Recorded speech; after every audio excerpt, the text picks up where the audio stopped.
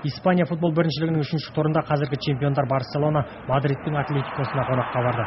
Бірден тізгінді қолға алған Каталония футболшылары 13-ші минутта нәтижелі шабуыл ұйымдастырды. Алдымен Давид Вилья Де Геямен бетпе-бет шығып, қақпа бағанасын көздеді. Қайтқан допты қабылдап алған Педро Родригес Лионель Мессидің гол соғуына жағдай жасады. Аргентиналық футболшы биылғы біріншіліктегі екінші голын еншісіне жазды. Алаң иелері 25-ші минутта таразы басын теңестірді. Бұрыштан берілген допты керегіне жаратқан Рауль Гарсия Виктор Вальдес қорғаған қақпаны дәл көздеді. Атлетико ойыншыларының қуанышы 7 минутқа ғана созылды. Барселона қорғаушысы Херар Пике қарбалас сәтті ұтымды пайдаланып командасын алға шығарды.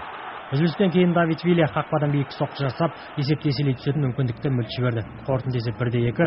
Барселона турнир кестесінде 6 ұпаймен 6-ші орынға жайғасты. Атлетико да сол қатарда келеді. Топ басында 9 ұпайы бар Валенсия тұр.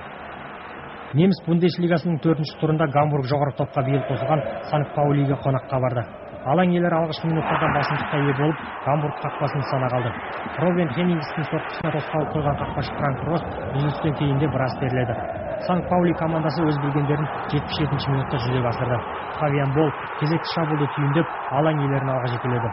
Руд ван Нистерлой бастаған Гамбург футболшылары есе қайтаруға тырысты. Алайда біразға дейін қақпашы Томас Кеслер тамаша ойнады.